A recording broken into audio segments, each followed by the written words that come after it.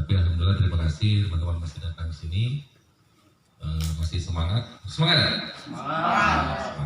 Nah, semoga semangatnya terus sampai nanti kita ke masyarakat. Jadi untuk hari ini kita ada 3 materi. Di awal ini materi teknik presentasi dan komunikasi efektif, kemudian nanti pemanfaatan media komunikasi, dan terakhir materinya apa namanya? Rencana aksi ya. Rencana aksi, dan ada RPL-nya itu di pegang teman-teman masing-masing, nanti diisi ya. Nanti diisi dibahas di materi terakhir. Ini sudah mulai tua, banyak yang lupa-lupa ya. Biasanya hafal ini apa namanya materi-materinya. Baik, di depan kita sudah hadir 2 narasumber. Ini dari Umurah belum datang ini, Pak Hartawan. Sudah hadir 2 narasumber dari STAI Bumi Silampari, dari STAI Bumi Silampari yang akan mengampu 2 materi kita hari ini dari sekarang jam 9 sampai jam 11 ya. Molor-molor dikit boleh Pak? Boleh. Karena terakhir kita masih ada RTL ya, rencana aksinya. Saya bacakan biodata dari 2 narasumber kita. Nanti yang pertama itu Pak Supriyadi, MM, tempat tanggal lahir Palembang 13 September 1980, tinggal di Perum Polri ya, Pedang, Desa Pedang, Jabatan Morowiti. Beliau S1-nya di Universitas Sriwijaya dan S2-nya di Unibi ya sekarang, Universitas Bina Insani. Dan beliau ini pada periode 2014-2019 Komisioner KPU Kabupaten Musirawas, sekarang di dosen di STAI Bumi Silampari. Beliau juga aktif di media online. Apa Pak namanya lupa? Suwarnanews.com ya. Suwarnanews.com. Jadi mungkin kalau teman-teman buka suwarnanews.com ya, kontributornya beliau untuk Lingga Musirawas Muratara ya. Dan beliau juga aktif sebagai trainer di berbagai kegiatan-kegiatan. Itu yang pertama. Kemudian yang berikutnya nanti sama dari STAI Bumi Silampari juga, namanya Pasiska MA, lahir Petunang 25 Juni 1994. Mana ada yang Petunang ya? Ada ya? Sekarang beliau menjabat sebagai Sekretaris Prodi PAI STAI Bumi Silampari Lubuk Linggau, dan pendidikan S1-nya di STAI Bumi Silampari dan S2-nya UIN Suka Yogyakarta ya. Suka ini Sunan Kalijaga ya. Sunan Kalijaga Yogyakarta.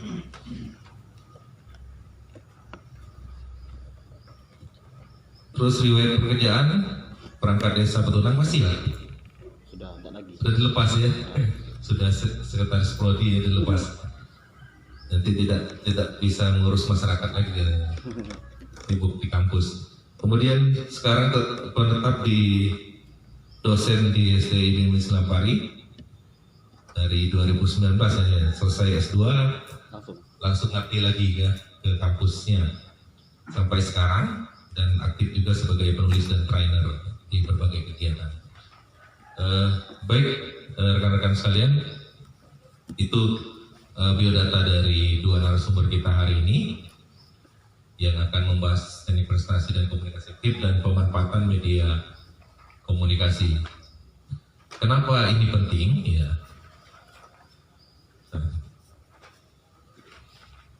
Kenapa dua materi ini penting bagi relawan? Seperti kami sampaikan kemarin, apa tugas relawan kemarin?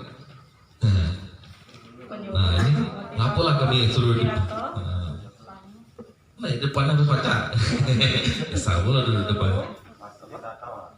Penyuluh, motivator, inisiator, dan fasilitator. Jadi harus kita ingat ya, dari empat tugas itu, peran materi kita yang kedua, hari kedua ini sangat penting. Karena sebagai penyuluh, sebagai motivator, sebagai inisiator ini termasuk di dalamnya negosiator ya. Kalau menginisiatif kita harus bisa juga bernegosiasi.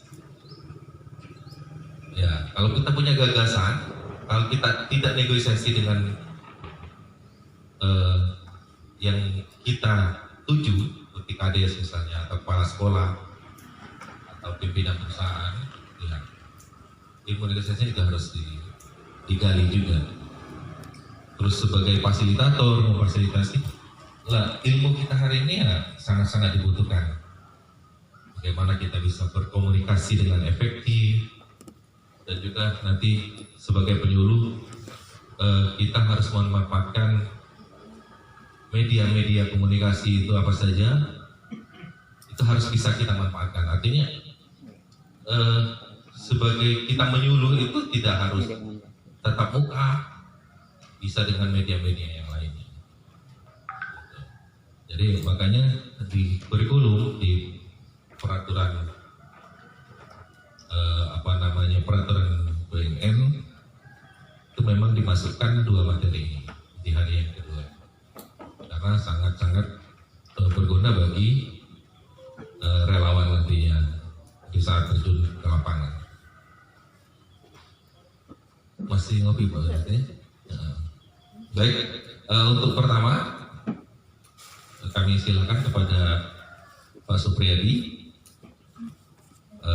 untuk menyampaikan materinya. Mungkin perlu kenalan lagi nih Pak, karena baru sekilas dari biodatanya.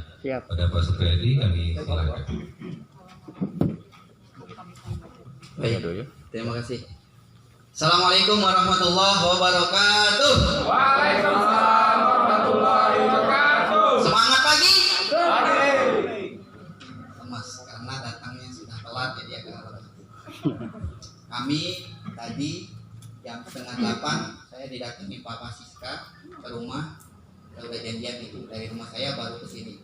Jam 8 pas setelah breakfast langsung menuju ke sini.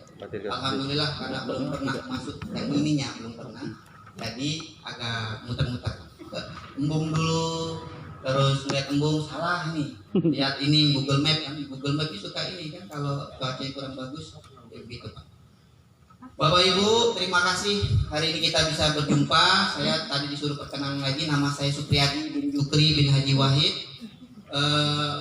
Setelah Haji Wahid, nenek saya, buyut saya itu saya belum hafal namanya, nanti saya buat lagi. Istri 1, anak 7. Baru satu. Satu aja. Ini kalau di Al-Quran tuh kalau kita berani adil baru boleh. Ini kan kita belum bisa.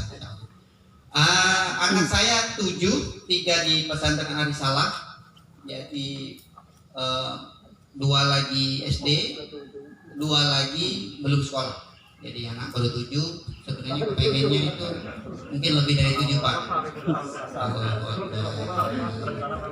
Ini kita kalau ngomongin anak, wah, gimana makannya, gimana ini, ya Allah. Emangnya kita yang ngasih makan, emangnya kita yang memberikan rezeki? Enggak lah, kita tuh Pak Bu itu cuma menyampaikan saja. Bapak Ibu tahu nggak, kalau misalkan jadi dosen itu gajinya nggak besar. Iya, kecuali sertifikasi, ada tambahan, ada tungguan. Tapi rezekinya tuh banyak. Kenapa orang rebutan jadi dosen? Karena ada rezeki lain yang tidak disangka-sangka. Seperti hari ini rezeki nih Pak Bu. Kalau kita mau nunggu, saya pengeluaran saya itu 3 juta minimal per bulan untuk anak di pesantren, untuk 3 orang. Belum kalau ada songkongan dan lain-lain. Di kampus saya tidak sampai 2 juta dapatnya dari kampus. Tapi alhamdulillah bisa Pak Bu. Kenapa? Karena memang ada yang harus kita upgrade dalam diri kita. Yaitu yang pertama adalah tadi komunikasi. Kalau kita komunikasinya bagus, Pak, Bu, insya Allah itu jadi jalan rezeki kita. Kalau kita bisa berkomunikasi, menyampaikan tadi apa tadi? Inisiatif, ide. Itu kalau nggak disampaikan, nggak tahu maunya apa. Nah, Bapak Ibu, saya membuat slide nanti kita tayangkan beberapa, hanya 9 slide. Yang terakhir itu ucapan terima kasih. Nah, jadi Bapak Ibu sekalian, untuk itu sebelum kita memulai, saya ingin membicarakan tentang otak kita itu terbagi dua, otak besar, otak kecil kata MBT. Alam kita ada dua, alam sadar dan alam di bawah sadar. Nah, kita akan melatih ternyata dengan menseimbangkan otak kita, maka kita akan menjadi orang yang bisa lebih sukses katanya begitu. Dan ini saya lakukan. Kita akan coba senam kita itu antara kiri dan kanannya agak beda-beda dikit. Mungkin ada yang sudah pernah. Ini untuk latihan saja. Saya biasanya begitu. Jadi untuk bagaimana otaknya biar nggak kaku, apalagi belum apa-apa udah langsung materinya agak berat. Nggak berat ini sebenarnya. Jadi kita latihan senam dulu. Bapak Ibu silakan berdiri. Yuk kita berdiri dulu. Saya nggak usah pakai mic ya. Ini suasananya enak. Perhatikan. Kalau tangan kanan kita jempol, tangan kiri kita dalam kelingking. Ini memang disengaja berbeda. Karena apa? Otaknya ini disuruh buat lebih seimbang. Kanan jempol, kiri kita kelingking. Ya. Berarti ya Pak Bu ya. Coba kita kanan. Kanan jempol ke kanan, coba geraknya ke kanan. Gerak ke kanan, kanan jempol, kiri kelingking. Coba. Ada yang belum kenal dengan kelingking? Oh sudah, semuanya sudah. Ya siapa tahu nggak tahu mana kelingking. Nah, kita ke kiri. Kalau ke kiri, itu jempolnya yang kiri, tangan kanannya kelingking. Nah, coba gini. Ini kiri. Ayo, dilihat dulu. Oke, ini betul. Oke, sip. Nah, ini kan gampang ya. Semuanya bisa kan? Coba kita kanan lagi yuk, kanan. Ya, kiri, kanan, kiri, kanan, kiri. Bisa kan? Bisa. Yang ibu ini lebih keren. Jadi dua-duanya ini. Oh udah, salah. Coba ya. Kita coba. Ini untuk apa? Untuk bagaimana kita pagi-pagi sudah mulai otak ini kiri kanan. Mana kanan? Oh biarin aja otak kita yang bekerja. Nanti insya Allah alamnya akan memberikan kebaikan kepada kita. Kita kanan ya. Kanannya jempol, kirinya kelingking. Mulai. 1, 2, 3, 1, 1, 2, 3, 2, 1, 2, 3, 3, 1, 2, 3, cukup. Bisa Pak Bu? Bisa. Ya, baik sekarang silakan duduk. Ini asik sebenarnya nih Pak Bu. Saya barusan menyelesaikan kegiatan dari ICF melaksanakan Indonesian Coaching Federation selama 1 minggu latihan via online. Jadi sekarang zaman sudah banyak online. Dan saya lulus dengan predikat terbaik di sana, mendapatkan titel ACC. Apa namanya? Udah nggak tahu Pak Bu. Pokoknya intinya tentang komunikasi lah. Intinya tentang komunikasi. Kita akan bicara tentang komunikasi seperti apa sih yang efektif itu. Pak Bu, kalau tadi aku perkenalan tentang hidupku ini istri 1, anak 7. Kalau komunikasiku jelek, mungkin aku agak susah Bu. Bagaimana mensekolahkan anak? Anakku SMA itu kelas 2, 1, SMP kelas 3 dan kelas 1. Ternyata enggak, ternyata aman-aman saja. Bahkan anakku sudah kubayar SPP-nya sampai bulan Januari. Bulan Januari tahun depan belum masuk udah kubayar. Udah bayar berapa? Udah bayar cuma berapa? Enggak sampai 20 juta. Dari mana duitnya? Duitnya itu dari menjadi konsultan. Oke, orang ngobrol-ngobrol, gimana Pak? Gini jawabannya. Udah dapat duit. Gitu. Mau nggak begitu? Bapak Ibu juga kalau bisa berkomunikasi seperti kegiatan di BNNK ini, maka programnya jalan. Seperti apa caranya? Caranya seperti ini. Komunikasi itu yang diketahui oleh kita adalah proses memberi dan menerima atau bertukar. Tukar apa? Tukar ide, tukar pendapat, tukar bertukar pemikiran. Melalui apa? Melalui perkataan, tulisan, atau alat-alat peraga. Ini saya sudah melakukan komunikasi namanya. Ada idenya apa? Tentang komunikasi efektif. Alatnya apa? Alatnya ada mikrofon, kemudian punya saya ada, Bu. Atau kombinasi ketiganya. Jadi boleh kombinasi ketiganya.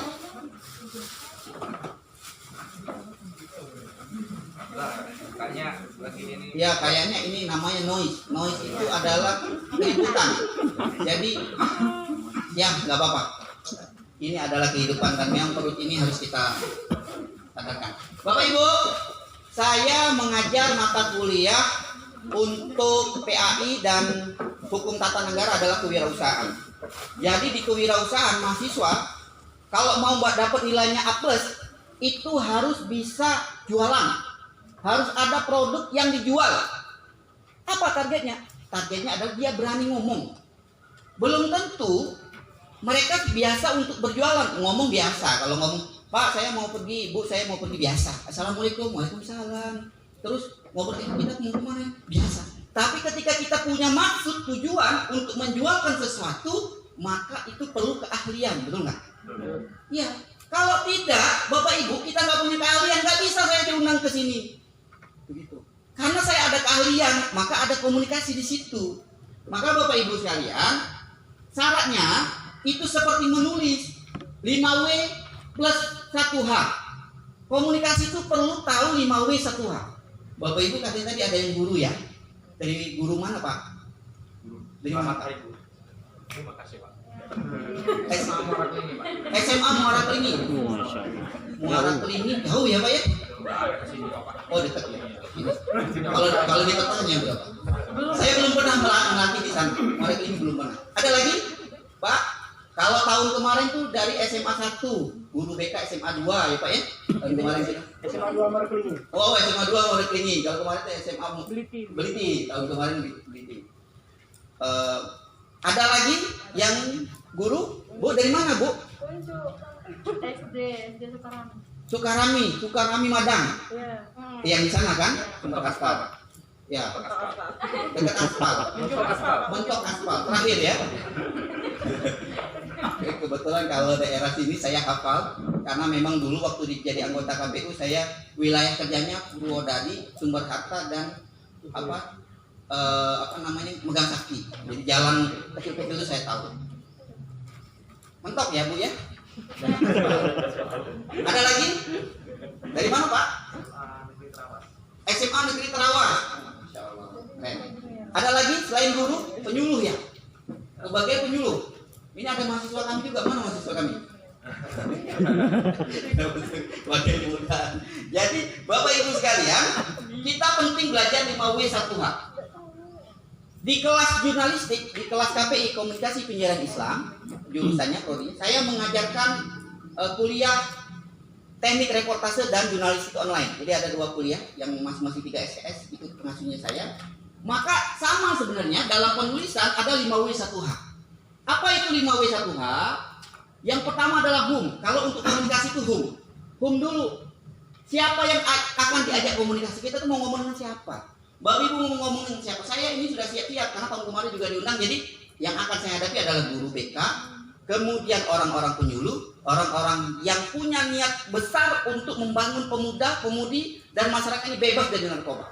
Maka saya harus siap dulu. Bukan berarti saya harus cicipin narkoba biar tahu ngomong narkoba. Enggak. Jadi saya tidak mesti ngomong narkoba, nyicip narkoba. Tapi kita belajar dulu, persiapan, prepare-nya dulu. Mau ngomong dengan siapa sih? Bapak Ibu kalau mau ngomong sama pemuda, cara ngomongnya beda.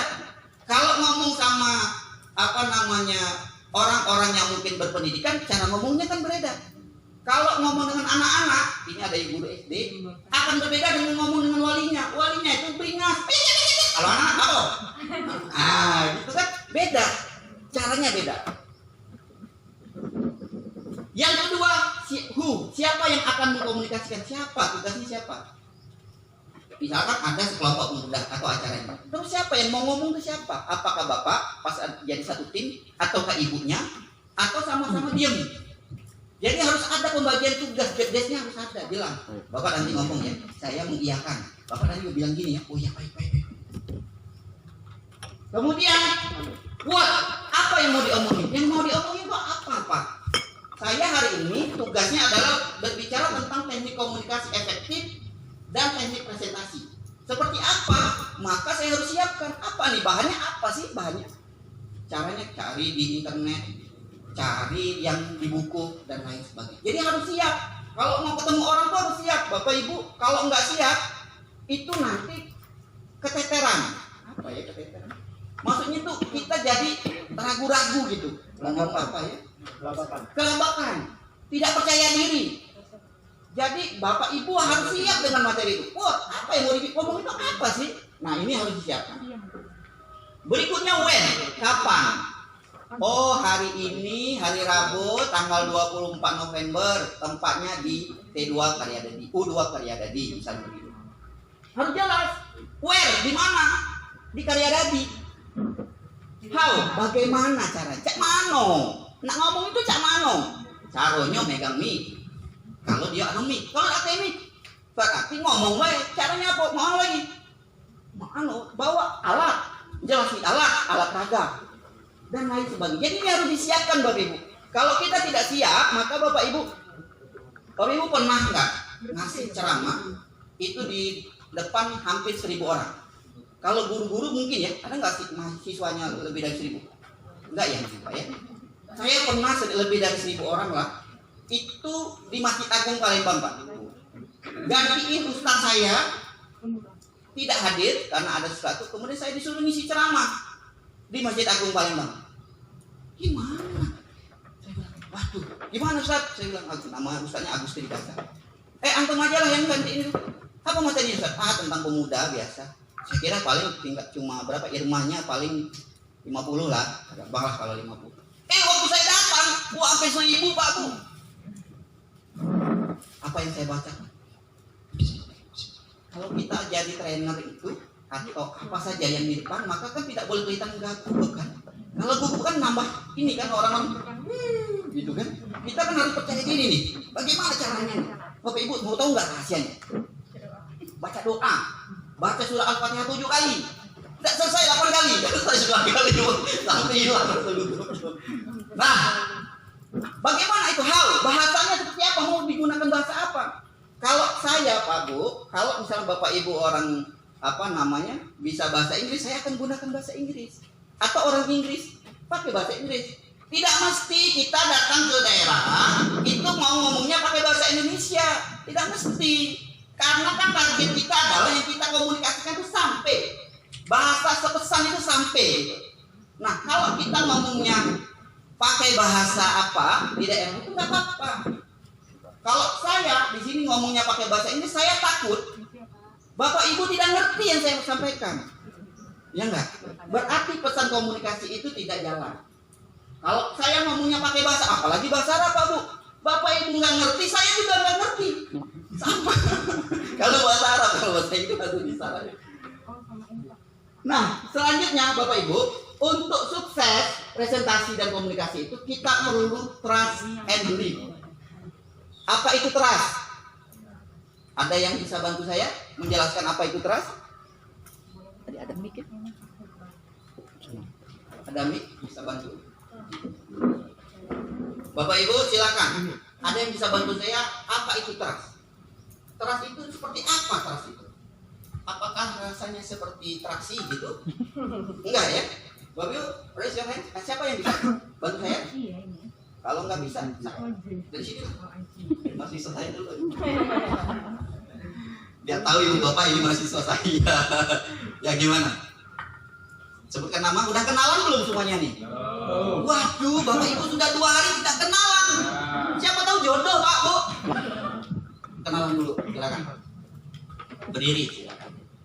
Assalamualaikum warahmatullahi wabarakatuh. Waalaikumsalam. Perkenalkan, nama saya Maulana Abdul Wadawi. Alamat saya di Desa El Sidoarjo, Kecamatan Tugumulyo. Ya. Apa yang kita tahu tentang trust? Kira-kira trust itu apa sih? Apa kira-kira Pras? Bapak Ibu sekarang kan sudah zaman tak canggih, cari di Google. Coba dicari kepekan, nggak apa-apa. Trust itu apa? Apa sih trust? Kita harus ada trust sama belief nih kalau mau sukses nih. Apa itu trust? Nggak tahu jawabannya. Tanya Pak Pasisnya ya. Apa Bu? Tadi Bu? Silakan. Kepercayaan. Kepercayaan. Belief? Keyakinan kalau gitu. Ada lagi? Boleh. Saya terima jawabannya. Ada lagi? Punya pendapat, Mbak? Pak?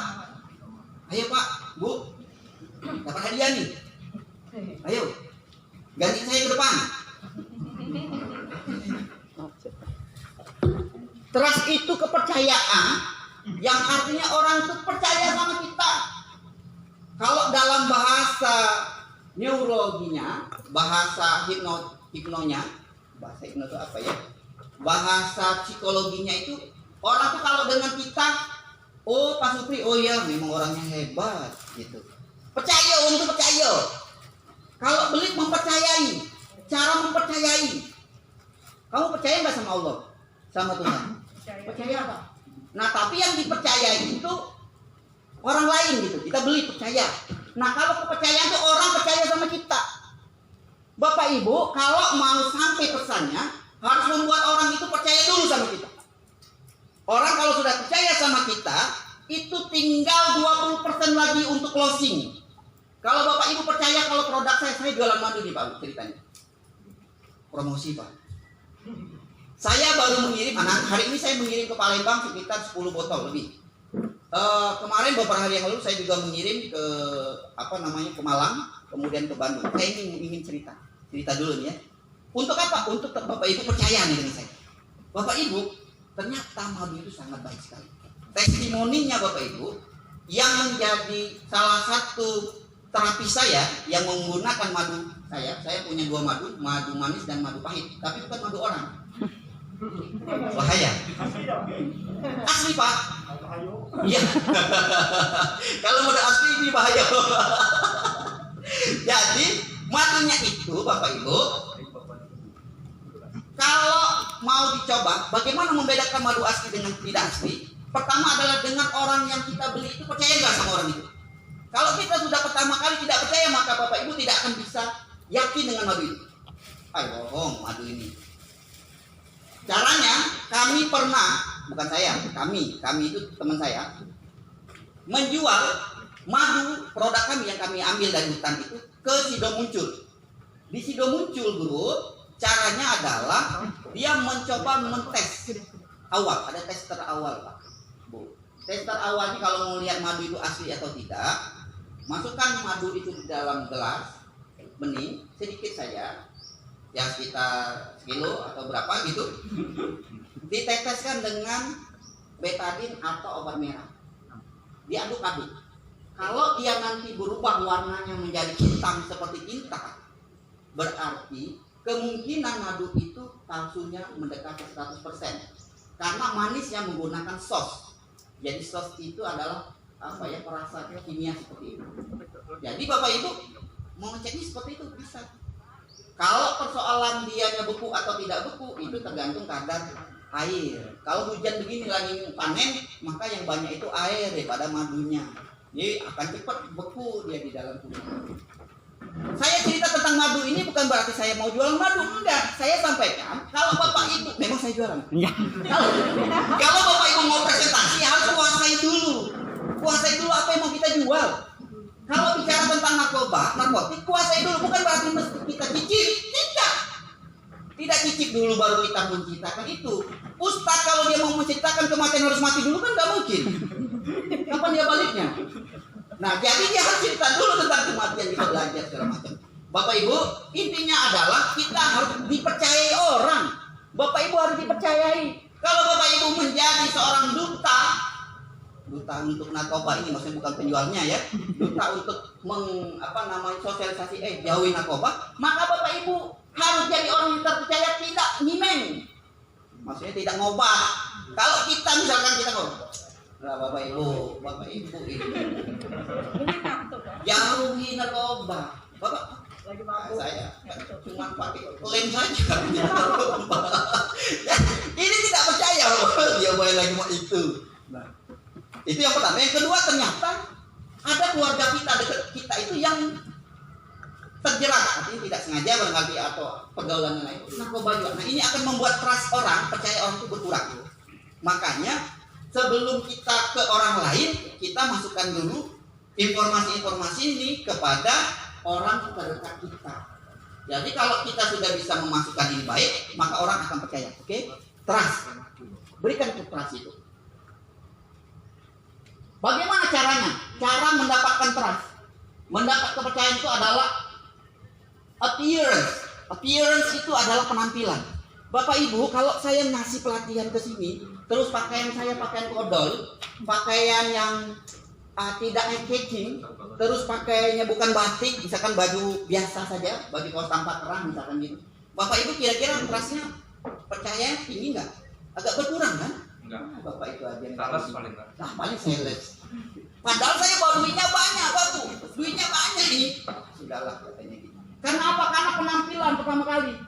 Jadi penampilan itu penting, Bapak Ibu. Kalau kita mau jadi apa sesuatu atau menyampaikan sesuatu, lakukan penampilan terbaik yang kita punya. Bapak Ibu, saya pakai baju yang terbaik. Ya, cuma berapa? 300 atau 500 ribu baju ini. Untungnya yang bayar kampus. Pak Janto dibayar kampus. Iya, iya. Nah, kemudian yang kedua adalah word, perkataan. Cara ngomongnya itu seperti apa? Bapak Ibu harus menguasai dulu materi. Kalau kita perkataannya bisa, maka orang akan lebih percaya sama kita. Bapak Ibu akan percaya dengan saya ketika saya sudah ceritakan, oh anak saya 7. Kemudian semuanya pesantren itu bayarnya mahal ya. Berarti saya ini orang berduit kan, saya ingin menunjukkan saya ini orang berduit Pak Bu. Kemudian saya S2. Gitu kan? Maksudnya biar percaya gitu, membuat orang itu percaya dulu gitu. Ketika orang sudah percaya, kita tinggal ngomong apa maksud komunikasi kita. Kita pengennya apa sih? Oh layak kita seperti ini. Yang ketiga adalah tone. Tone itu adalah nada bicara. Nada bicara Bapak Ibu itu mesti diatur. Kalau suasana seperti ini saya ngomongnya slow, kayak orang yang suaranya lambat. Baiklah, jadi Bapak Ibu kalian kita bicara tentang teknik komunikasi. Ya begitulah Bapak Ibu. Kira-kira 15 menit kemudian Bapak Ibu akan mengalami perasaan mengantuk, kemudian akan ada wah banyak. Jadi baru begitu Bapak Ibu ya. Kemudian action, apa yang Anda lakukan? Bapak Ibu harus melakukan action. Actionnya adalah selain kita sudah menyiapkan penampilan, tone kita siapkan, kata-kata kita juga atur, adalah bagaimana kita melakukannya. Melakukannya adalah langsung, Assalamualaikum Pak. Itu kan melakukan action. Ada action. Waalaikumsalam Pak, boleh bincang-bincang sebentar. Bapak Ibu pernah jadi sales nggak? Gimana perasaan jadi sales? Sakit hati. Enggak apa-apa. Ini saya mau cerita. Saya juga seorang sales. Iya. Coba. Karena kita semuanya sebenarnya sales, cuma bedanya ada yang ngomong sales terstruktur, ada perusahaannya, ada salesnya sales masing-masing. Bagaimana sales itu kerjanya? Pekerjaannya menawarkan Pak, maksudnya menawarkan produk yang kita akan jual. Apa produknya Bu? Saya sales konsultan di PT Tunas Autograha. Mobil. Otomotif, bagian otomotif. Ya. Ibu ada mobil nggak? Nggak ada Pak. Belum ada. Sejak saya jualan mobil nggak ada mobil. Baik Bapak Ibu, jadi kerja kita tuh seperti sales sebenarnya. Seorang komunikasi kita, trainer, guru, sebenarnya kita sama. Sales cuma beda produk. Kalau misalkan kita itu seorang dosen atau guru atau trainer begini, produknya adalah seperti ini, ilmu pengetahuan seperti ini. Tapi kalau sales di luar, kalau saya pas keluar dari sini, saya akan jualan madu. Maka produk saya adalah madu. Madu asli, maksudnya asli itu ya, bukan orang. Jadi semua kita adalah sales. Bedanya persepsi. Jadi yang membuat kita ragu-ragu, khawatir, malu, itu sebenarnya persepsi kita saja. Apakah iya orang itu peduli kalau kita nggak punya duit di lapangan? Ya. Enggak. Belum tentu. Emang kalau kita punya saudara yang kaya bisa dipinjemin hutang terus? Iya, sekali, 2 kali, 3 kali, 4 kali, 5 kali, dilempar kita. Karena apa? Karena memang kita adalah sales. Maka yang bagus itu adalah kita menguasainya. Kemudian apa yang akan kita lakukan? Lakukan sales penjualan. Mendatangi, berkomunikasi, assalamualaikum dan lain sebagainya. Kalau pakai bahasa kita apa gitu, bahasa daerahnya, ya pakai bahasa yang dimengerti orang saja, tidak mesti pakai bahasa yang keren-keren tapi orang bingung. Yang kelima, behavior. Jadi bacanya behavior. Nah, biar kelihatan Inggrisnya. Padahal kita kan sama-sama nggak ngerti kan. Behavior is how to do that. Wah, maksudnya bagaimana Anda melakukan? How to do that. Bagaimana Anda melakukan? Bagaimana kita caranya? Assalamualaikum Pak. Waalaikumsalam. Pak, begini Pak. Menjelaskan. Kemudian apa lagi? Memberitahu. Kami mengenalkan Pak. Produk kami adalah mobil Pak. Wah, mobilnya bagus sekali Pak. Bapak kalau di dalam itu, terasanya seperti surga. Bapak pernah ke surga Pak? Belum pernah ke surga Pak. Jadi kita harus ada tindakan gitu loh. Action. Kalau kita bicara tentang komunikasi harus melakukannya itu. Nah, di ujung ini saya bilang, saya buat belief, percaya. Belief itu seperti apa? Reaction of others, respon orang lain kepada kita. Kepercayaan ini akan membuat orang itu percaya sama kita. Kepercayaan itu dapatnya kita, orang itu akan percaya, itu berarti orang itu percaya, belief. Jadi kepercayaannya ke kita, percaya sama siapa? Sama kita. Result hasilnya adalah prestasi atau apa yang kita lakukan, yang kita jual laku. Nah, maka kita sudah berhasil. Closing. Baik Bapak Ibu, sudah selesai ya tentang komunikasi efektif itu seperti itu. 5W 1H. Siapa yang akan kita tuju? Who. Kemudian who, siapa yang mau komunikasikan, kita atau teman kita. Kemudian what, apa yang akan kita omongin tentang narkoba, misalkan begitu. Kemudian when, kapan, besok. Kemudian where, di mana, di sini, di U2 Haryadadi, misalkan gitu. Kemudian how, bagaimana caranya? Caranya dengan bahasa yang baik, santun, kemudian dengan media apa, dan lain sebagainya. Selesai ya, tentang komunikasi efektif. Ada pertanyaan? Any question for me? Silakan. Yang bertanya dapat bonus. Bonus jawaban. Ada? Udah, ya silakan Bu. Kalian kenalan ya Bu. Silakan. Assalamualaikum warahmatullahi wabarakatuh. Waalaikumsalam warahmatullahi wabarakatuh. Saya dari Universitas Musirawas. Ya. Nama saya Eva Papa. Saya akan bertanya tentang bagaimana peran dan komunikasi di dalam teknik pencegahan narkoba. Di sini kan ada temanya tentang optimalisasi pencegahan penggunaan narkoba di lingkungan kita. Apalagi sekarang ini maraknya di lingkungan Musirawas lah sebagai etiknya. Sekarang kita masa transisinya menuju ini corona ini ya. Jadi kalau saya lihat dikondisikan di Musirawas kita banyak masih melakukan yang namanya pesta malam itu masih sangat marak. Nah, bagaimana peran komunikasi yang dilakukan badan narkotika dalam mensosialisasi pada pelaku-pelaku pemerintah daerah di sekitar wilayah tersebut? Wah. Itu aja yang saya Baik. tanyakan dari saya. Terima kasih untuk narasumber. Terima kasih Bu. Assalamualaikum warahmatullahi wabarakatuh. Waalaikumsalam warahmatullahi wabarakatuh. Pertanyaannya keren Bu. Tadi BNN ini. Bukan saya ini. Pak, Bapak mau jawab? Nanti. Oh nanti. Bu nanti yang jawab spesial Pak Prianto, sarjana sosial, alumni dari UNSI FISIP. Saya kenalnya waktu masih jadi aktivis. Bagaimana? Tapi saya akan membahasnya secara presentasi ya, komunikasi ya. Jadi begini, tentang yang disampaikan oleh Ibu tadi adalah bagaimana optimalisasi pencegahan narkoba. Itu masuknya ke word. Ya, Pak Bu. Jadi kalau kita bicara tentang teknologi atau teknik berkomunikasi, Maka itu tadi yang disampaikan oleh Ibu tadi adalah word. Wordnya apa? Bagaimana melaksanakan optimalisasi pencegahan narkoba di Kabupaten Musyarawat. Lalu siapa yang akan ngomongnya? Who? Siapa yang akan mengkomunikasikan? Ya Bapak Ibu. Bapak Ibu sebagai kader apa tadi? Relawan. Jadi yang akan mengkomunikasikan itu Bapak Ibu.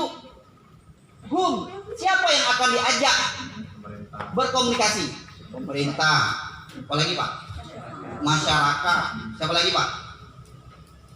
Pemerintah, masyarakat. Terus tokoh agama, tokoh adat dan lain sebagainya. Jadi ya itu whom. Siapa yang akan kita lakukan? Tokoh kelontong. Ya ada orangnya kan. Oh iya tadi yang punya kelontong. Wah ini saya mau ngomong tentang ini. Nah kemudian when kapan? Kapan Pak? Besok setelah dapat honor misalkan baru kapan ya waktunya harus jelas gitu. Kapan? Oh ternyata ada RTR rencana tindak lanjut. Bapak Ibu saya pernah jadi konsultan Kementerian Koperasi. Saya udah dapat gaji, itulah lumayan lah. Jadi kerjanya adalah membuat RTR rencana tindak lanjut. Rencana tindak lanjutnya adalah saya setiap minggu memiliki agenda ketemu dengan UMKM, baik itu koperasi, kemudian usaha-usaha kecil. Agendanya apa? Setelah itu saya menanyakan apa kendalanya. Terus apa lagi? Ya saya mencatatnya, lalu saya akan berikan laporan. Kalau memang itu hanya sekedar saran, perlu karena kita relawan, ngobrol-ngobrol ada saja orang itu mungkin selesai kalau ngobrol-ngobrol saja kan.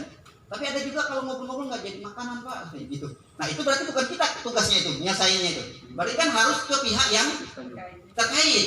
Nah jadi Bapak Ibu sekalian, yang kita lakukan adalah kapan?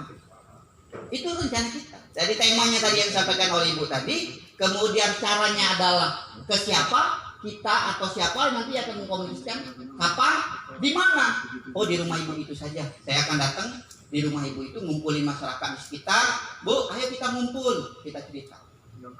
Kemudian how, bagaimana caranya? Caranya bisa dengan cerita, bisa dengan nonton film, bisa dengan cara metode apa lagi? Ya terserah Bapak Ibu yang dikuasai. Kalau kita menguasai medianya adalah bercerita, ya bercerita saja tidak apa-apa. Kalau kita lebih yakin kalau bawa laptop, ya bawa laptop. Bapak Ibu minta dianggarkan laptopnya dari BNK. Jadi kan lebih yakin kan? Iya masuk ya. Iya saya juga nanti. Jadi Bapak Ibu maksudnya bagaimana? Apa? How? Bagaimana? Bagaimana? Caranya seperti apa? Nah itu yang harus kita lakukan. Nah Bapak Ibu masih ada? Yang tadi? Boleh siap? Boleh. Yang tadi banyak. Waalaikumsalam warahmatullahi wabarakatuh. Saya Yudatullah dari SMA Negeri 2 Muara Keligi. Ya. Yang saya tanyakan yang 5W plus 1 tadi. Oke. Nah, merujuk pada kita sebagai relawan, untuk tentu pada saat kita akan mengkomunikasikan, mengumpulkan, tentu orang akan menanyakan alasan. Ya. Nah, di situ kalau saya ketik apa yang saya terlewat atau gimana, why? Kenapa kita membicarakan itu? Apakah itu memang saya yang terlewat atau gimana itu? Ya. Baik, bagus sekali. Why? Boleh ditambahkan. Alasannya apa? Boleh. Tapi secara umum Bapak Ibu harus menguasai 5W1H. Ini umumnya seperti itu. Sama dengan teori manajemen. Manajemen itu Bapak Ibu, kalau profesor saya ngajar begini. Tahu ya, manajemen itu adalah POAC. Planning, organizing, executing, controlling. Nah, kata profesor saya. Kemudian Rob, sekarang ini sudah nggak pakai lagi POAC. Terus apa? Ada evaluating. Iya, nggak apa-apa. Dipakai aja evaluasi. Jadi sudah kita kontrol, kita evaluasi. Hasilnya seperti apa? Oh, kurang bagus nih. Sudah dikontrol, datengin nih. Seperti apa? Kemudian dipikirkan, evaluasi boleh. Jadi mau ditambahkan alasannya apa? Boleh. Itu harus disiapkan. Karena kalau orang nanya kita nggak tahu juga bingung kan? Mau jawabnya. Secara umum kita harus menguasai 5W1H. Kalau Bapak Ibu bisa menulis bentuknya tulisan 5W1H, Bapak Ibu adalah jurnalis, wartawan. Wartawan itu Bapak Ibu, media itu harus menguasai penulisan, teknik penulisan 5W1H. Kalau tidak menguasai ini, Bapak Ibu tidak akan lulus di Dewan Pers. Kalau saya lulus, kompeten. Maksud saya, banyak kan wartawan-wartawan tuh kan wartawan baik, nulis tidak baca. Karena badannya agak besar, datanglah ke sekolah-sekolah, nyari data, ya dah. Kalau kepala sekolah tidak ngerti, laju. Nah, maksudnya kayak itu. Jadi Bapak Ibu wartawan itu juga harus ada 5W1H dan harus lulus dari Dewan Pers. Dia harus ikut ujian kompetensi wartawan namanya UKW. Nah, saya biar Bapak Ibu yakin, saya lulus Bapak Ibu. 1 kali tes harus lulus. Ada yang ikut 5 kali tes nggak lulus, ada. Karena memang ini harus dilatih Bapak Ibu. Dilatih. Nak ngomong ini dilatih, latihan ngomong. Kalau bisa tuh, kalau ada istri tuh ngomonglah sama istri itu. Pakai 5W1H apa? Jadi tadi saya pergi ke sana. Lalu yang dilakukan caranya begini, haunya begini. Bapak Ibu coba latihan. Jadi intinya adalah latihan. Itu bisa. Karena memang komunikasi efektif itu adalah kalau kita intinya yang kita pengen itu maksudnya itu nyampe itu. Nah, bahkan komunikasi kita itu efektif. Cak mana caranya, cak mana baik. Yang penting efektif. Cuma kalau kita menggunakan 5W1H, Bapak Ibu percaya dirinya lebih tinggi. Karena apa? Bahannya lebih siapi. Lah tahu nih bakal nanya mau mana? Jadi relawan ini bakal tahu. Nah gitu. Sudahlah deh. Nah, kok masih pakai itu? Cukup lah. Oh, ini ada tetangga kita sana. Artinya kan harus belajar dulu. Harus tahu informasi. Kalau tetangga kita sebelah sana, desa sana tuh, matinya mungkin agak mana gitu kan? Matinya deh. Oh, lah ini mah itunya. Artinya kita perlu belajar. Kita harus tahu dulu ini apa yang mau diomongnya apa. Kalau kita nggak tahu, maka kita akan keteteran sendiri atau kelabakan dulu. Ada? Masih? Cukup? Ah, kalau cukup kita senam dulu. Bapak Ibu sudah saya mana gitu. Kita senam ya. Kan masih hafal yang tadi ya, yang pertama kali. Silakan berdiri Bapak Ibu. Ya. Setelah itu baru kita belajar tentang teknik presentasi. Perhatikan ya. Mana jempolnya? Tangan kanan coba pegang jempol. Ada yang lupa dengan jempol? Baik. Tangan kiri kelingking. Ada kelingkingnya? Satu Pak ya. Satu-satu saja Pak kelingkingnya, yang kiri saja. Jempol semua. Jangan jempol semua. Baik, sekarang kita ke kanan. Jempolnya yang kanan. Ke kiri jempolnya yang kiri. Ya. Kita coba Bapak Ibu ya. Mulai. 1, 2, 3. 1, 2, 3, 2, 1, 2, 3, 3, 1, 2, 3, 1, 2, 3, 1, 2, 3, 1, 2, 3, 1, 2, 3, 3, 1, 2, 3, 4, 1, 2, 3, cukup. Bisa Pak? Bisa. Ada yang namanya bisa diajarin nggak? Bisa. Ya silakan duduk. Ini Bapak Ibu, saya teringat juga luar biasa. Kalau kita melatih anak kita, karena saya 7-7-nya itu saya latih seperti itu. Saya bilang anak-anak itu tidak perlu ranking ya. Yang penting sekolah itu semangat dan senang. Saya bilang nggak perlu ranking. Tapi kalau tidak ranking nggak usah ke mangking. Jadi kalau dia nggak ranking itu anakku itu Pak, Bu, kami tidak akan makan di mangking. Saya bilang gitu. Saya tidak mengancam, tidak. Tapi kalau dia, artinya ada reward, ada punishment. Kemudian, Bi ini apa cuma ranking 2 Bi? Ada yang ranking 2, ada yang ranking 3, ada yang ranking 1 cuma 1. Kan harus ranking 1 semua. Saya bilang ranking itu tidak ada 2, 3, 4. Ranking itu cuma 1. Iya. Kalau 2, 3, 4 ya sudah nggak usah itu, bengkel perut saja. Jadi nggak usah kemangking Pak. Biar dia tahu kalau prestasi itu perlu dicapai, sehingga kalau seperti itu dia akan berpikir di kompetisi. Harus begini. Nggak usah dipaksa, karena mereka metodologi ke anak-anak juga kalau dipaksa kita yang capek Pak. Kita yang capek, kita juga nanti emosi kan. Nah daripada kita emosi, lebih baik ibunya yang emosi atau bapak yang emosi. Jadi Bapak Ibu sekalian, metode ini diajarkan anak-anak bagus. Karena saya praktekkan ke anak-anak saya dan alhamdulillah anak-anak saya ya berprestasi lagi sekolah. Artinya ini melatih otak kiri otak kanannya. Ada lagi yang lain, ada sebenarnya tidak cuma seperti itu. Ini hanya bagian ya salah satu saja. Bapak Ibu bisa menggunakan teknik-teknik lain. Karena yang lain aku tidak bisa, jadi aku yang ini saja. Tidak, yang lain bisa, nanti kita kasih. Bapak Ibu, yang selanjutnya adalah teknik presentasi. Teknik presentasi ini memang sangat penting seperti disampaikan oleh Pak Aprianto tadi. Karena begini, kalau kita sudah komunikasi terus kita nggak bisa ngomong, nah ini repot nih Pak Bu. Artinya kita nggak bisa mempresentasikan maksud kita itu apa. Ini bagian dari word. Teknik presentasi ini word, apanya. Jadi caranya seperti apa? Teknik presentasi seperti apa sih? Nah ini harus kita pelajari. Yang pertama adalah melakukan persiapan, Bapak Ibu. Persiapan itu antara lain seperti apa? Bapak Ibu harus siapkan bahan presentasi. Jadi Bapak Ibu baca dulu bahannya, ini mau ngomong apa nih? Oh, tentang optimalisasi pencegahan narkoba. Oh, harus dibaca, dibawa, bila perlu bawa, dicontek. Sekarang zaman sudah canggih, Bapak Ibu install lah di itu Google-nya tuh, dibuat dulu, di print dulu, dicek dulu, disimpan dulu data-data yang akan kita bicarakan. Kemudian apa lagi?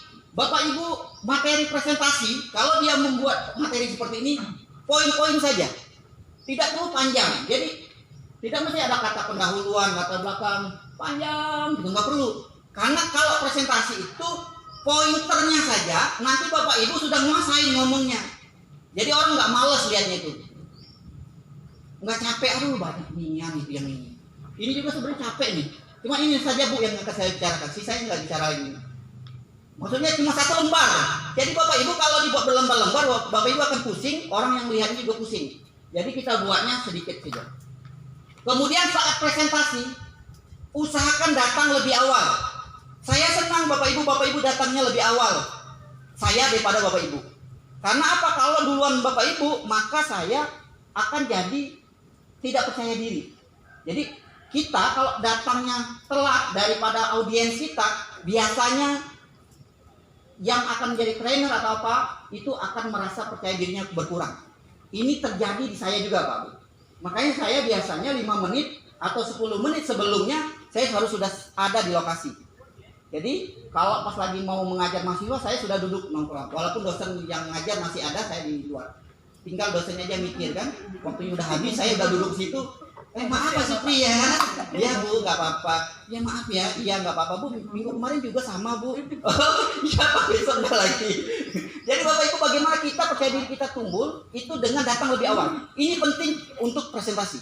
Jadi kalau Bapak Ibu misalkan diundang ceramah atau penyuluhan, maka Bapak Ibu harus duluan datang daripada orang yang akan kita berikan tausiah atau kita berikan presentasi.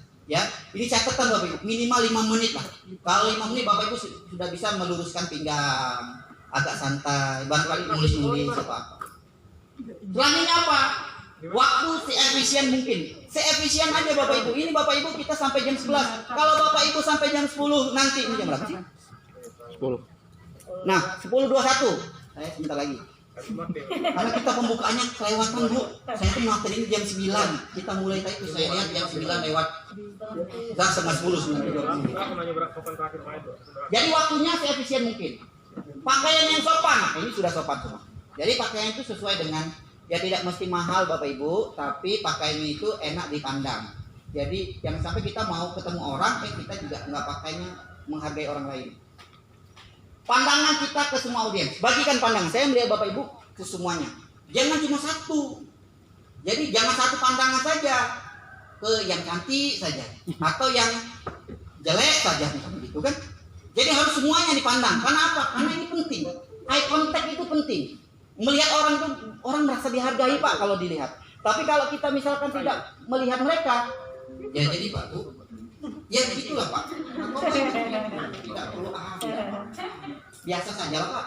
Nah, jadi itu tidak eye contact, tidak. Hindari membicarakan hal yang tidak penting. Kalau yang tidak penting, makanya saya agak ini saya suka ngomongnya kelewatan Pak. Makanya akan dihindari. Biasanya kita kalau udah enak ngobrol, maksud kita itu tentang bagaimana menghindari narkoba itu hilang. Jadi kayak mana kemarin? Jadi kok pergi yo? Kok sama siapa lah itu nggak cerita dia? Padahal kita ngomong gue tahu hindari narkoba. Nggak dapat apa kok jangan, woi lemah ya. Lah, jadi kita itu terlena. Padahal kita yang presenternya kita yang terlena. Kemudian atur intonasi suara. Ini tadi sudah saya sampaikan di awal. Suara itu penting karena kita kalau dengan suara itu akan membuat orang berdaya. Ada rahasianya sebenarnya Bapak Ibu, kalau ingin suaranya itu berat dalam tanda kutip ya, Allah itu sudah mengajarkannya untuk sholat tahajud. Ya Bapak Ibu kalau pengen suaranya itu bagaimana gitu Bapak Ibu tahajud. Sholat tahajud. Tahajud itu cuma 2 rakaat doyu, boleh 4, boleh lebih. Tapi 2 rakaat sajalah, yang penting rutin. Begitu Bapak Ibu. Ada pertanyaan tentang tahajud? Tadi siapa yang tahajud? Saya nggak nanya Bu. Yang tahajud nggak sudah. Energi dan penuh semangat. Energi ini itu harus datang dari awal Pak Bu. Saya harus semangat. Kalau saya lesu, lemah, lunglai, wah Bapak Ibu, Bapak juga akan lemes. Orang yang akan kita temui kalau kita sendiri juga lemes, itu akan lemes. Tapi kalau kita semangat, ini nanti materi saya akan ngomongnya begini. Wah saya ini harus begini, saya harus begini. Bapak Ibu juga ada energi yang saya bagikan kepada Bapak Ibu. Artinya kita, audiens kita itu juga dengan kita semangat. Kalau kita saja sudah lemes, ya mereka juga lemes. Pak Siska nanti semangat ya. Oh, siap. Psikologi. Baik. Berikutnya adalah tadi kontak mata dengan audiens. Penting ya Pak Ibu. Tapi jangan gini juga kalau kontak mata itu. Jadi kontak mata tuh lihat saja sekali lewat, tapi Bapak cacingan ya. Kemudian komponen presentasi. Ini komponennya Bapak Ibu. Tadi sudah ya, sudah persiapan oke, bahan materi oke, poin-poinnya sudah siapkan. Apalagi yang mendukung?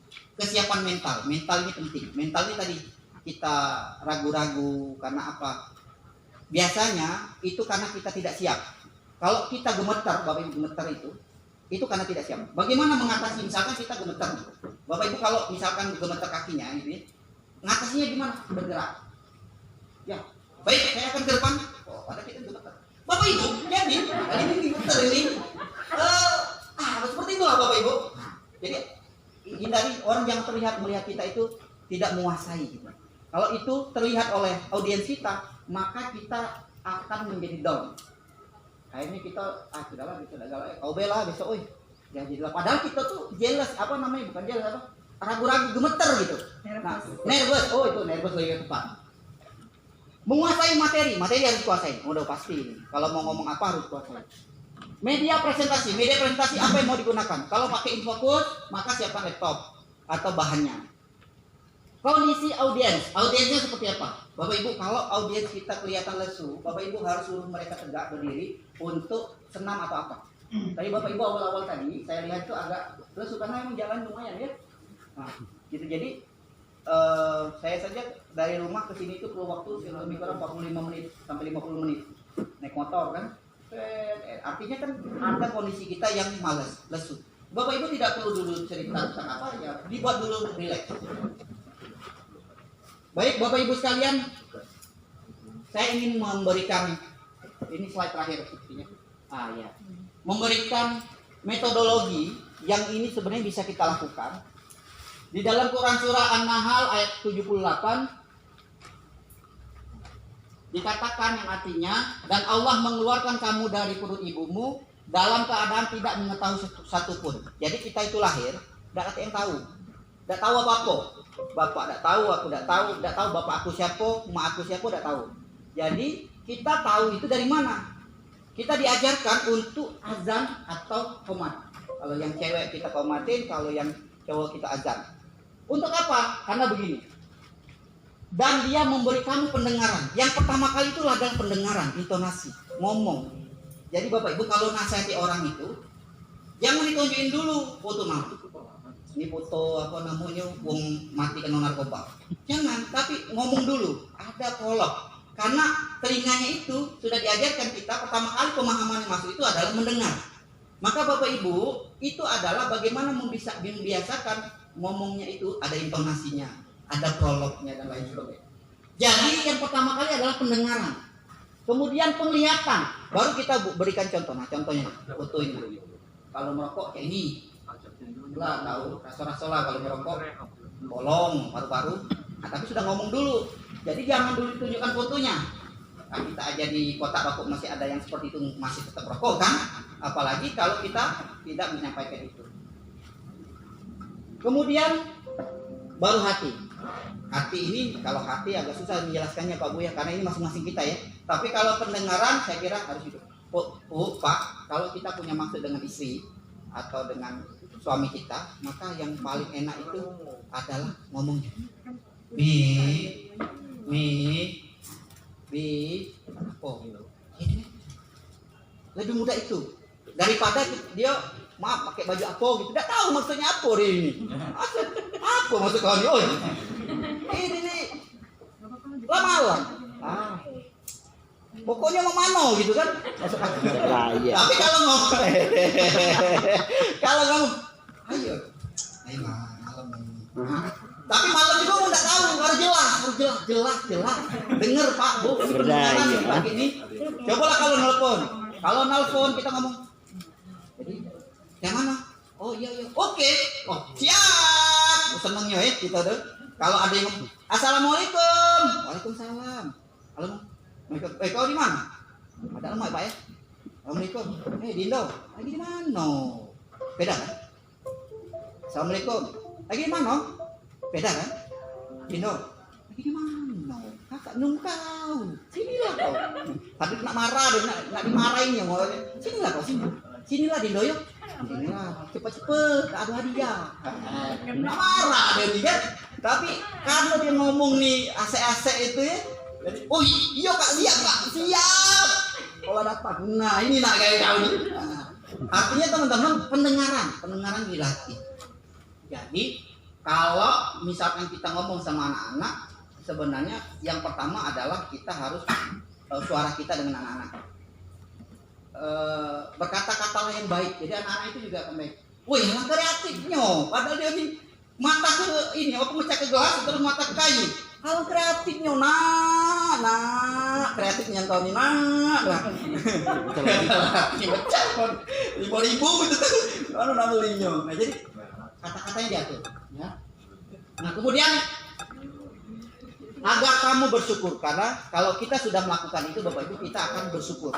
Terima kasih, Bapak Ibu. Hidup itu gampang kalau menurut saya, tapi jangan digampang-gampangkan. Ikhtiar saja, karena mungkin yang kita lalui ini tidak seberat yang dilalui oleh orang tetangga kita sebelah. Bapak Ibu ini dengan Bapak ini mungkin berbeda, tingkatnya berbeda. Karena masing-masing kita punya ujian yang berbeda. Bapak Ibu mungkin lihat saya enak, saya lihat Bapak Ibu enak barangkali begitu. Nah, tapi kan nggak tahu dalam prosesnya seperti apa. Orang tahunya kan cuma sudah dari hasil, tidak tahu dari proses. Nah, kita belajar dari proses. Terima kasih.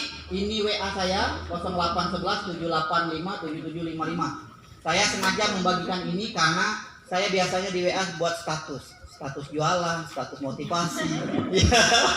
Ini namanya bahasa komunikasi media. Nanti Pak Pasiska akan sampaikan pentingnya kita mendapatkan nomor kontak. Silakan Wapri saya, WA pribadi maksudnya, Japri, jaringan pribadi. Nama saya Supriyadi, Magister Manajemen, kandidat dokter insya Allah. Tapi belum daftar dokternya. Insya Allah lah, waktunya belum tepat. Nah, jadi 0811 785 7755. Bapak Ibu silakan pembelajaran itu setiap waktu ya. Bapak Ibu sebenarnya bisa konsultasi dengan saya. Saya buka untuk selamanya. Free nggak Pak? Ya? Free nggak? Free of charge. Bebas kalau cuma konsultasi saja. Apalagi kalau kita jualan barang saya dibeli. Pak, saya mau beli itu Pak, tertarik saya. Wah, bagus sekali.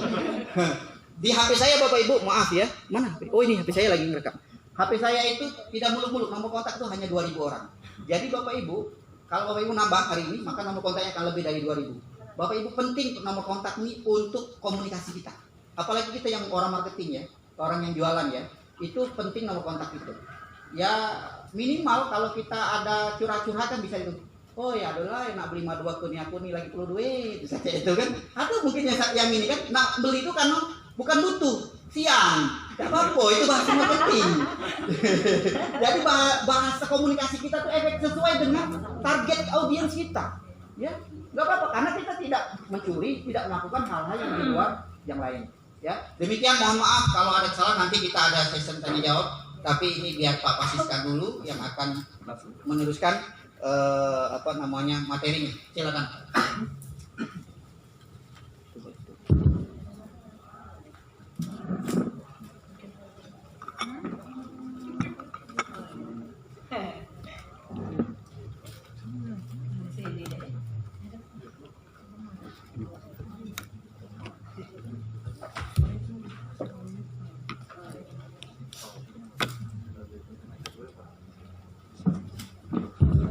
Ya, assalamualaikum warahmatullahi wabarakatuh. Waalaikumsalam warahmatullahi wabarakatuh. Suara saya gede ya.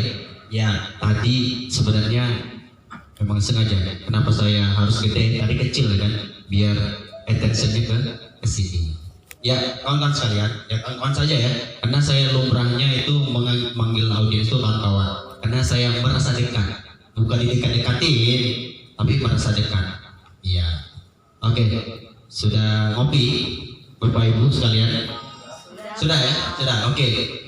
Sebelum kita masuk materi, ini cuma teoristik saja sih. Kita berdiri dulu. Kita akan uji kecepatan mendengarkan dan melakukan. Jadi kawan-kawan sekalian, ya apapun yang kalian lakukan harus diuji kecepatannya. Mau nggak kita uji dulu? Siap. Kita uji dulu ya. Oke, silakan berdiri. Jadi kawan-kawan kan relawan gitu kan. Relawan otomatis harus banyak melakukan sesuatu di lapangan dengan cepat, tepat, dan benar akurat, ya kan? Tapi kayaknya uji dulu ya. Oke. Kawan-kawan sekalian harus ikuti instruksi saya. Ikuti dan jangan dilanggar.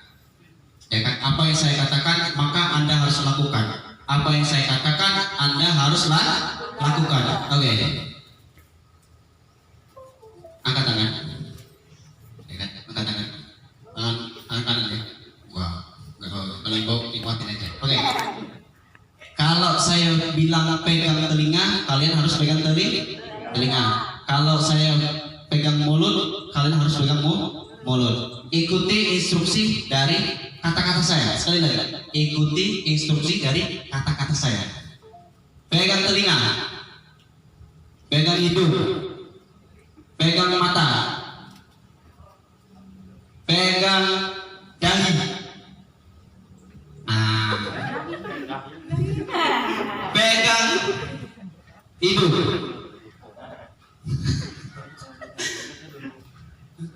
Pegang apa lagi? Pegang rambut. Ya, cukup. Jadi itu ya. Ada tadi beberapa trik tadi bahwa menipu. Saya menginstruksi apa yang kalian lakukan juga apa. Itu sebenarnya jebakan ya. Bahwa setiap apa yang kita dengarkan terkadang itu tidak sesuai dengan apa yang dilakukan.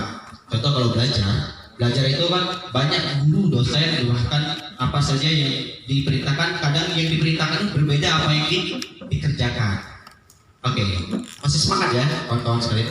Oke, sebelum masuk materi ini saya kenalan dulu ya. Mungkin sudah tahu ya, nama saya Pak Siska, nama cewek. Tapi saya bukan cewek kok, jelas laki. Ya, alhamdulillah saya itu sekarang itu tinggal di dua tempat. Kadang di Majapahit, kadang di Petunang. Kadang Majapahit, kadang Petunang. Kadang tinggal di Staris. Ya kan kadang kalau udah kecapean saya tidur aja di kampus. Pekerjaan saya sehari-hari ya penulis, nulis buku, nulis jurnal, dan beberapa jurnal itu sudah ada beberapa terbit internasional, ya kan. Kemudian saya seorang dosen, ya dosen baru saya. Mungkin dari Pak Supri, mungkin saya sangat muda di kampus ini Pak ya. Kayak masih cilik wae ya orangnya. Ya, saya paling muda dan baru saya. Alhamdulillah diamanahkan jadi sekretaris prodi. Kemudian keseharian saya itu training mahasiswa, training kepemimpinan setiap hari ya, training organisasi dan sebagainya. Kemarin habis isi trainingnya itu epistemologi kepemimpinan di era digital. Nah, saya pikir sangat relevan dengan teknik komunikasi, media komunikasi. Nah, kawan-kawan sekalian, bahwa sekilas tentang saya begitu, dan skill saya itu memang hobi nulis dan training. Ya, berkenaan dengan kawan-kawan sebagai relawan, saya mau tanya dulu. Di sini masih ada nggak yang nggak punya handphone? Yang punya handphone angkat tangan. Yang punya handphone angkat tangan. Angkat tangan. Yang punya handphone angkat tangan. Hampir semua kita menggunakan handphone sebagai media. Sebagai media. Saya mau tanya lagi, paling ya kan, yang kalian gunakan itu handphone itu hanya untuk apa?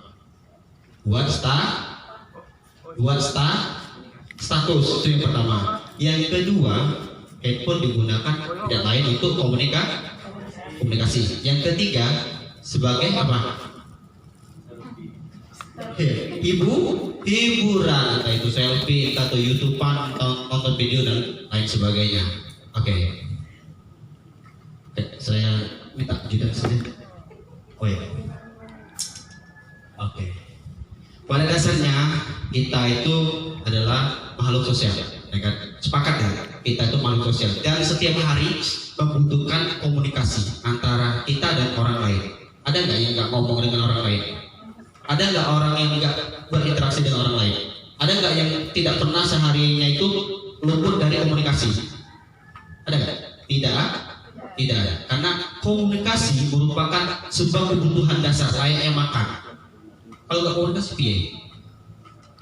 Dengan Allah saja kita komunikasi, ya kan, baik dengan bahasa langsung maupun bahasa isyarat. Ada nggak yang saya tanya lagi? Ada nggak kita di sini tidak komunikasi, tidak ngomong, tidak ngobrol, dan tidak berinteraksi? Tidak ada. Nah, itulah epistemologi bahwa komunikasi itu adalah merupakan sebuah kebutuhan dasar. Ya. Nah, komunikasi itu kebutuhan dasar yang tidak bisa diganti. Bayangkan kalau kita tidak bisa komunikasi, artinya kita sudah mati. Nah, kalau orang mau mati kan nggak bisa komunikasi, ya kan? Apalagi ini sudah dibungkus. Yang Maulana ya, busuk ya dalam tanah ya. Oke, lanjut.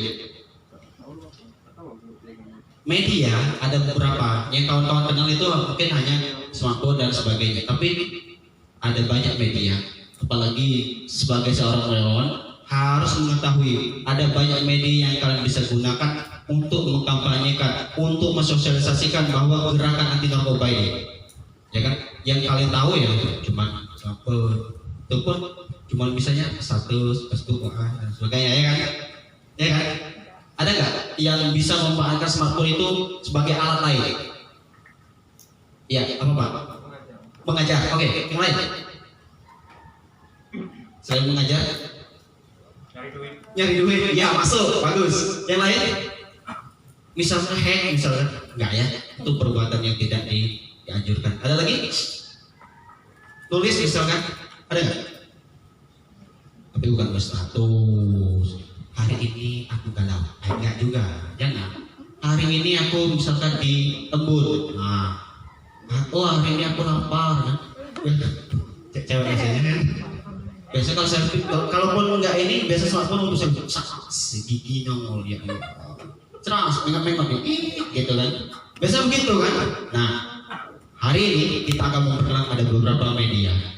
Yang pertama media cetak. Apa tuh media cetak? Bentuknya apa? Pakai koran, pamflet, apa lagi? Hah? Iya, dan lain sebagainya. Itu bagian dari media yang bisa teman-teman gunakan untuk mengkampanyekan bahwa narkoba itu bahaya. Tapi nggak tahu ya, koran ini sekarang bayar apa enggak? Tapi kalau dengan Pak Supri, insya Allah nerbitin koran gratis. Kalau ada berita tentang kampanye tentang narkoba, ya monggo di WA Pak Supri. Pak, kami ini mungkin sini, kami ada kegiatan. Kemarin itu kami ngejuk tahu bahwa di sana itu ada kegiatan kami untuk mensosialisasikan gerakan anti narkoba, bahaya narkoba. Oke, sebelum kita masuk lanjut, saya mau cerita sedikit bahwa ada beberapa bulan kemarin bahwa kurang lebih 2 atau 3 bulan di desa saya itu terjadi penangkapan pengedar. Iya, ada 2 orang yang itu ditangkapnya di daerah Pelawe dan kegiatannya itu di belakang rumah saya ternyata. Oleh karena saya ini adalah seorang akademisi, ya kan, dengan aktivitas mereka sering keluar kiri dengan transaksional ya, maka saya lapor aja. Alhamdulillah mereka ditangkap dan budget ditangkapnya itu ya dengan barang bukti cukup banyak, ya kan. Dan aktivitas mereka itu sudah hampir 6 bulan berlangsung. Bayangkan, yang kelihatan aja biasanya itu cuma segram 2 gram. Ini 3 kilo loh. 3 kilo. Bayangkan kalau itu berhasil disebarkan di masyarakat. Kawan-kawan relawan sekalian, bahwa itu adalah masalah yang harus kita hadapi hari ini. Persoalan narkoba itu bukan hanya di kota, mau sekarang sudah masuk ke desa-desa. Salah satunya desa Petuna. Di belakang rumah saya kemarin itu seperti kalau orang Petulang nyebutnya pasar 8. Kenapa? Karena ada 8 toko di situ yang sering kegiatan warawiri. Dan bahkan mohon maaf, ada oknum juga. Oknum yang melakukan itu. Apakah kampanye sudah dilakukan? Kami sudah mengupayakan. Tetapi masih saja akhirnya secara tegas mungkin pihak kepolisian yang menegas. Oke, itu sedikit cerita masalah bahwa narkoba sekarang itu bukan hanya pada level-level yang elit, tetapi sudah mulai masuk ke ranah desa. Kawan-kawan sekalian, lanjut. Kemudian ada media namanya elektronik. Kawan-kawan punya handphone, kawan-kawan punya TV, kawan-kawan punya radio. Nah, ini bisa dimanfaatkan untuk mengkampanyekan bahwa gerakan anti narkoba, bahaya narkoba, dan apa lagi? Manfaat hidup sehat. Biasanya kalau televisi agak lumayan bayar ya. Kalau radio saya pikir bisa dikomunikasikan Pak Supriyadi. Beliau ada komunitas radio juga di SDI Bung Sinopali dan bisa didiskusikan. Tinggal bagaimana komunikasinya, ya kan? Tinggal bagaimana komunikasinya. Kalau misalkan Pak, aku ini Pak, keruan kendaknya itu tidak bisa menjadi sebuah komunikasi dan informasi. Padahal niat kita sebagai relawan itu bagus. Tapi kalau salah mengartikan, salah mempersepsikan, ya gimana mau nyampainya? Oke, kemudian ada media apa lagi? Saya ini rabun ya. Ya, media papan. Nah, seperti kayak apa? Itu media papan ya kan dan sebagainya. Media papan itu bisa kita gunakan. Misalkan foto Pak Hendra Amor ya kan menyenggara ini BNN Kabupaten Cirawas menyuarakan bahwa dilarang menggunakan narkoba, bahaya narkoba. Atau foto kalian sebagai relawan di desa masing-masing di tempat kerja masing-masing boleh nggak? Boleh. Dan itu efektif. Kalau bisa ya, kalau bisa hampir setiap gang lorong itu adalah kalian itu yang tempel ya, karena kalau pikir biaya mahal juga sih, mahal ya. Nah nanti kita akan cek tips bagaimana bermedia dan menyuarakan suara itu agar cepat, tepat dan gratis kalau bisa. Selanjutnya ada media sosial. Media sosialnya itu ya saya asumsikan ya media yang didukung secara sosial dan gratis dan bisa digunakan secara terus-menerus. Tinggal kalau nggak ada kuotanya ya ngomong aja kepada bos. Ada yang nggak ada kuota ya? Saya nggak ada. Ada ya? Oke. Media sosial digunakan ya kan tidak lain untuk menyuarakan.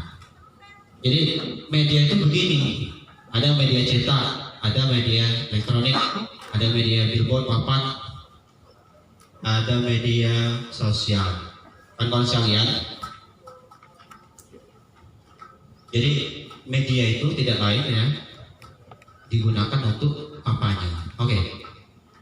Saya mau tanya, apa tujuan kalian menggunakan smartphone? Apa tujuan niat awal Anda menggunakan media sosial? Saya mau tanya sebelum kita mulai. Ada yang mau ini kan? Jawab kan? Ya, ada yang mau jawab? Silakan. Sukses. Itu salah satunya Pak, mengikuti perkembangan zaman. Ya, mengikuti perkembangan zaman. Niat awalnya begitu. Iya benar. Ya, yang lain ada yang mau berbagi ini? Itu kadang itu ya kan main HP ada dengan niat tertentu ya kan, dan bahkan dengan kebiasaan kita karena memang orientasinya kebiasaannya di mindset kita itu adalah kita bermedia sosial ini menggunakan gadget sebagai alat hiburan ya kan. Tetapi lebih dari itu sebenarnya media yang kita gunakan tuh banyak menyediakan sarana yang mendukung diri kita. Seharusnya kita optimalkan, kita gali potensi yang ada dalam diri kita itu sebagai insan yang mampu memberikan manfaat kepada orang lain, ya kan? Kalau cuma beli handphone mahal-mahal hanya untuk media sosial, rasanya sangat rugi, ya kan? Rasanya sangat tidak efektif, rasanya tidak terkuras betul potensi handphone, potensi media yang kita gunakan. Maka dalam materi ini saya akan memberikan beberapa tips, ya kan? Karena ini memang tema saya itu tips. Pertama itu siapkan kepribadian kita yang positif. Karena ini saya psikologi ya kan, kemarin studi psikologi. Dalam bermedia yang harus kita lakukan sebelum bermedia itu siapkan diri kalian sebaik mungkin, dalam artian ya kan, jadilah yang pertama kali pribadi yang positif. Karena jangan asumsikan bahwa bermedia itu adalah hal-hal yang negatif masuk semua. Jadi kalau niat kita itu hal-hal yang positif, maka yang kita kerjakan, yang kita nikmati, yang kita lakukan dan yang kita bagikan hal-hal yang positif. Bukan berarti hal-hal yang negatif bisa masuk. Nah, kalau pribadi kita yang positif itu sudah mulai kita niatkan, dan ketika melakukan kegiatan bermedia, menikmati media apapun, televisi dan sebagainya, maka asumsi-asumsi positif yang akan kita dapatkan, bukan asumsi negatif. Seperti misalkan apa? Kalau misalkan dapat berita, entah itu benar atau enggak, langsung kita share. Kalau niat kita sudah negatif atau tidak memiliki niat positif sama sekali, atau tidak memiliki pribadi yang positif, maka hal yang pertama yang dilakukan adalah berpikir positif, niatkan hal itu menjadi hal yang positif. Itu. Yang kedua, agar kepribadian kita tetap menjadi positif, ya kan?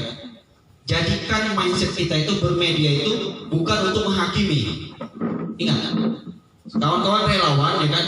Kampanyenya tentang bahaya narkoba, tapi jangan menghakimi teman-teman ini istilahnya yang korban dari penyalahan narkoba. Jadi tetap dimotivasi agar tetap mereka ini bisa kembali lagi kepada jalannya. Karena orang namanya sudah kecanduan, sangat sulit untuk kembali dan sangat sulit untuk menerima apa yang kita masukkan atau apapun yang bentuknya yang kita sarankan, apapun yang kita lakukan itu sangat sulit karena yang namanya sudah candu berat rasanya, ya kan? Berat rasanya mereka itu menerima. Ngomong aja. Dalam bermedia pun tidak cukup bermedia, artinya harus dilakukan. Teman-teman harus melakukan apa? Aksi nyata membantu, bahkan kalau BNN bisa merehabilitasi kan, merehabilitasi mereka yang sudah kecanduan. Bahkan kalian rekomendasikan mereka yang sudah kecanduan. Mereka ini korban.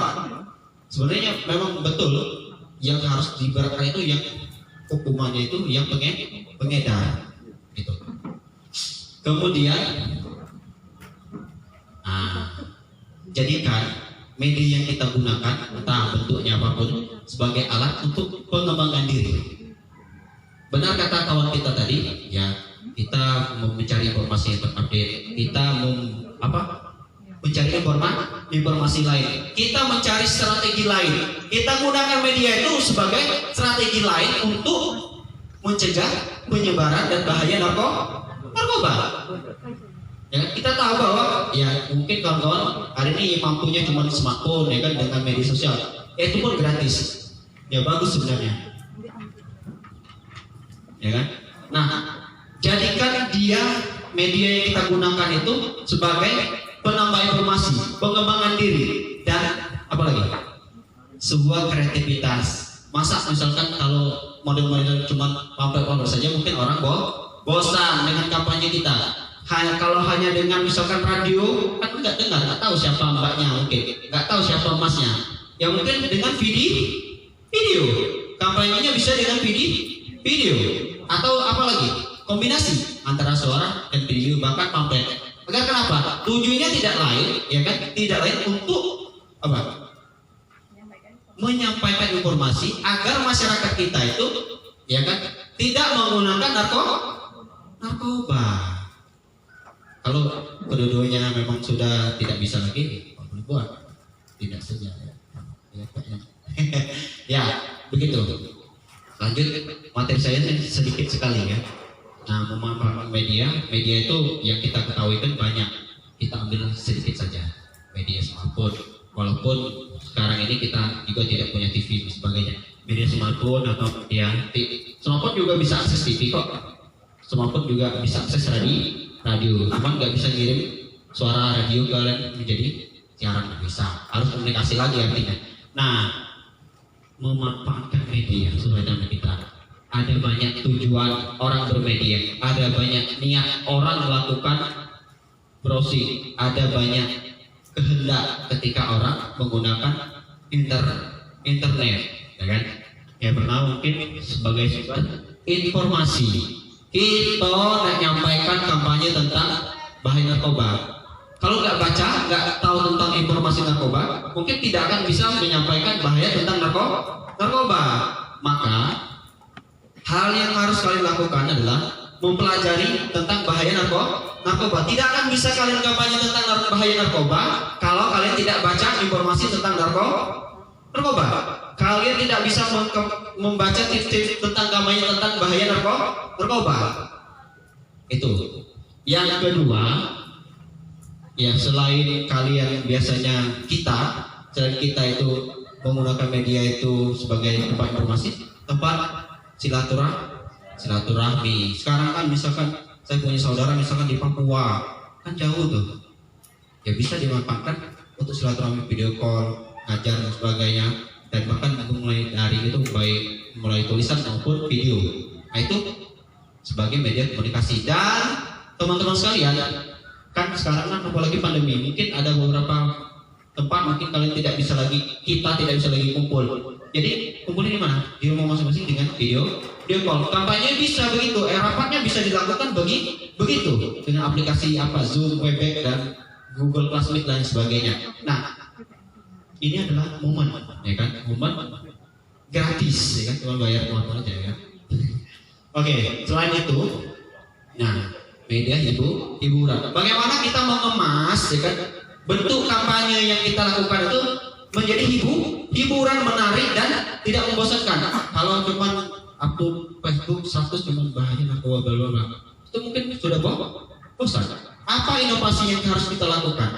Apa inovasi yang harus kita kerjakan? Dan apa inovasi yang bisa kita tawarkan tentang bagaimana mencegah penyebaran narkoba? Oke, itu yang paling penting. Kalau nggak dilakukan itu, ya kan? Lanjut. Iya. Sebagai ladang rezeki, iyalah. Karena itu media itu kita manfaatkan sebagai cari rezeki juga dong. Dan jangan salah bahwa penyebaran narkoba di desa-desa itu sangat masif sekali dan bahkan menggunakan media WhatsApp, bahkan promosinya itu besar-besar jelas sekali. Nah ini penting, kawan-kawan harus lebih gesit lagi, bukan lebih gila lagi, nanti direhabilitasi Bapak, ya kan? Kawan-kawan relawan harus lebih gesit lagi dengan apa yang mereka lakukan secara masif. Artinya kalian bekerja tidak lelah, kalian harus bekerja totalitas dan harus bisa melawan, karena mereka mencari rezeki juga melalui media, ya kan? Mencari melalui media. Habis. Jadi itulah beberapa klasifikasi media dan media apa saja yang bisa kita manfaatkan. Sejatinya karena kita mungkin adalah orang-orang yang ekonominya saya pikir belum bisa menyewa televisi, menyewa YouTube dan bahkan lain sebagainya. Tapi kita bisa memanfaatkan smartphone sebagai media yang paling efektif, murah, meriah dan cepat untuk mengkampanyekan tentang bahaya narkoba. Ya bisa saja melalui WhatsApp, Facebook, YouTube dan sebagainya, dan itu bisa dilakukan setiap waktu. Saya pikir mungkin itulah yang beberapa klasifikasi media yang harus kita gunakan bagaimana untuk mencegah penyebaran penyalahgunaan narkoba. Sampai sini ada yang perlu kita diskusikan. Silakan kalau ada rekan-rekan yang ingin bertanya. Saya sambil duduk ya, karena capek saya.